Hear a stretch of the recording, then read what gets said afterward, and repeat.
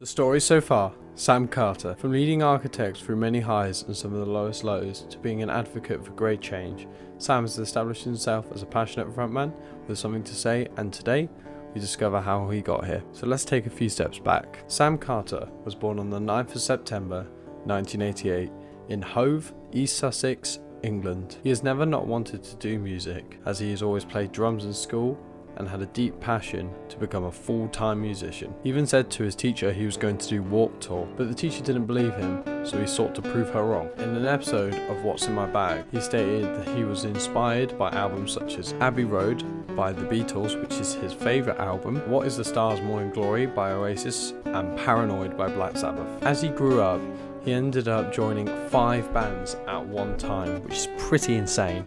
That is like a immense workload, but he was still mostly a drummer in most of these bands, outside of one band which he ended up being the vocalist in, and this is what led him to being looked at by architects. So in 2006 is when he tried out for Architects, which was at Brighton Electric as a replacement for the vocalist at the time, Matt Johnson, and he ended up getting in, as you would probably guess. Whilst on the headline tour for the first album, he was introduced on the last song of the set at a gig in Oxford with the song The Darkest Tomb, and has been the frontman of the band ever since. Only 6 weeks after joining the band, he was writing lyrics for their second album, Ruin. Now, he has stated that he struggled quite a bit with this, but he had quite a lot of help from the band, especially from Tom and Dan, who were the twins that formed the band. Tom was the lead guitarist, but also the main songwriter, so he mainly went to him, and Tom did write the majority of the whole songs, let alone the lyrics. Then they ended up releasing the album on the 25th of October 2007. This may have only been a year after their previous album, but they felt that they had vastly improved as songwriters, so wanted to put something out pretty soon, especially with the joining of Sam. The band at the time was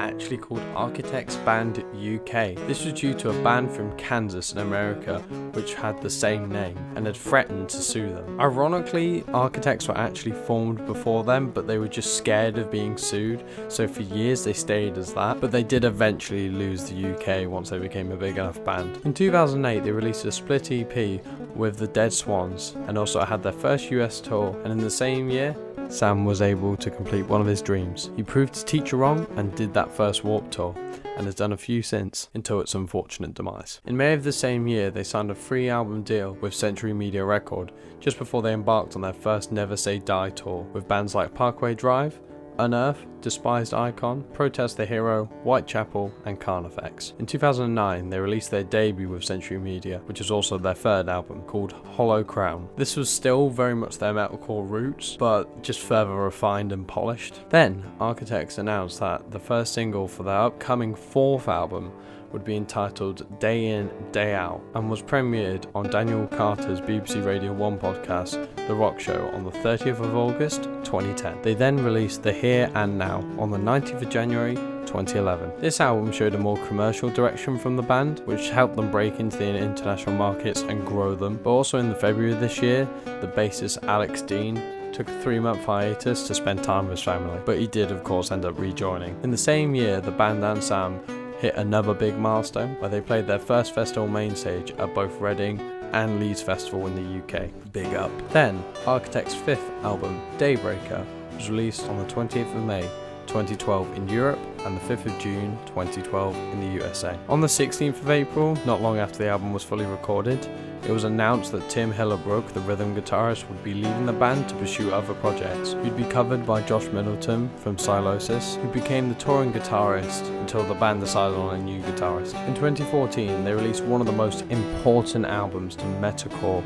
to that date. Entitled Lost Forever, Lost Together, this album brought heavy riffs and the blare, which Sam had made famous. On the 18th of February 2015, it was announced by Sam that touring musician Adam Christensen had become a full-time member of Architects, replacing Tim. As of 2015, after the band had been educated on nature and wildlife via watching documentaries and general research, they made a big decision, which did make a statement about how the band wanted to be more than just words but action. They decided to go fully vegan, with Sam even stating that the governments aren't fucking doing anything, so we have to do it. It's crazy. In 2016, they released the album All Our Gods Have Abandoned Us. This was another historic album for the band, pushing them further both as a band and as musicians. But at the same time, Sam had just started on antidepressants, and there was also a lot going on behind the scenes. One of these things would lead to a tragic loss for both the band and the metal community as a whole. In 2016, Tom,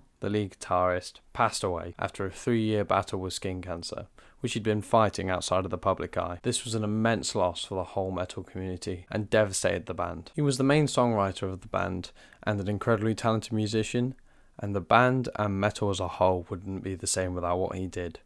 Rest in peace, Tom. After his funeral, the band decided that they must continue and honour his legacy, and not long at all after, they were back on tour. Sam, not long before this, when they'd had a previous dark patch, had got a knuckle tattoo. This read, "Have Hope." This helped him to bring himself through this immensely tough period in his life. But to say the impact of this would be felt still to this day by the band is to say the least. Without Tom, they went on to release their next album, Holy Hell, in 2018. Most of the songs were fully written by Tom before his passing, and even the rest were still majority written by him. This made it easier for the band as they had some help, but it also felt weird as they were recording his songs without him. And this was especially echoed when they then went on tour, where it just felt weird to be playing his songs without him. I cannot imagine how dark this must have been for the band. But this album would also be the pickup that they needed, with it being their biggest album commercially up to this point, and being arguably one of their best albums, with the iconic riff from the song Doomsday being ripped off more times than the Blair. Overall, this marked the comeback of the band and a key point in their career. It even helped them break into the US market, which most British bands struggle with. In the same year,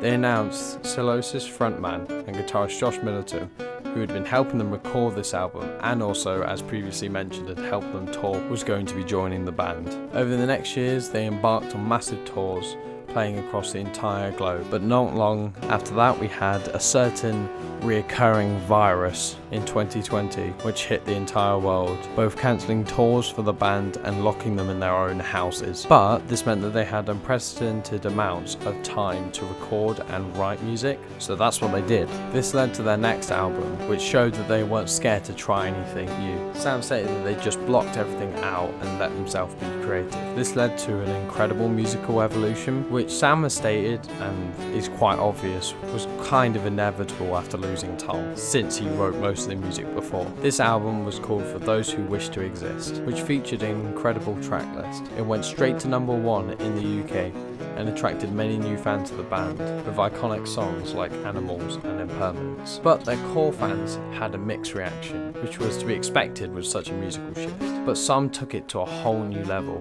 with even personal insults directed towards the band, even bringing Tom into it, saying he wouldn't be proud of what the band were doing and that they were doing him a disservice. This was very hurtful towards the band, with Sam stating it was very hard to hear and straight up disgusting. And I just want to say, if you were one of those people, fuck you. But this album did lead to them performing at Abbey Road with an orchestra. This helped them promote their album and their music as a whole, whilst they couldn't still properly tour, with COVID still being a thing. During the period they were writing for that album, they also, without telling their label, had started writing for their next album. This led to it only being released a year later. This album took even further steps of experimentation, with Sam stating that the process was much more fun and happy than angry like it used to be. This helped them create music which they felt passionate about. Having both of these albums released so close together helped them to have elongated sets which they use on the next tour. And talking about tours, Sam has stated that when he's performing on stage, he's performing as Sam from Architects,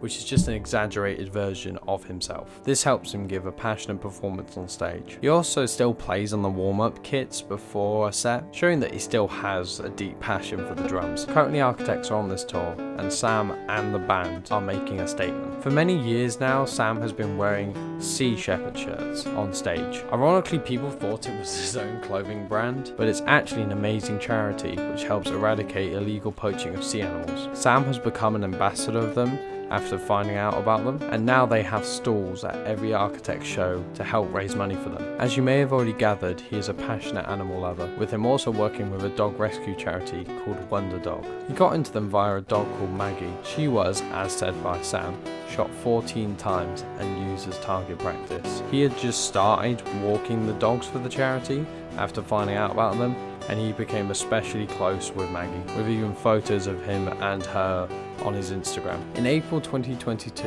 he released his first children's book, Sophia Fox Dog Gets Adopted, co-written with his fiancée, Abby Kirk. This was written whilst Abby was working in a school. She had noticed underrepresentation of foster and adopted kids, so decided to write a book for them. They used Sophie, their first dog, to represent these kids. Both Sophie and their second dog were rescued from Romania, further showing Sam's true love for animals. As previously stated, him and Abby are now getting married, with the current date for the wedding being April the 8th of this year, 2023. He is now touring the world, a future husband and a man with a passion, who is not afraid to stand up for what is right, not only in words, but in action, which I do really admire, and I can't wait to see what he does next with both architects and himself. But this is the story so far. Thank you so much for watching. This was really interesting and a thought-provoking story for me to tell. I hope it did its service. Make sure to check out my band Vindictive. We've got many gigs coming up this year, and if you're in the Brum area or near enough, get yourself down to one of our gigs. It's a good time because Vindictive smash. Comment down below what you thought of this video and make sure to like and subscribe. See you later. Take care.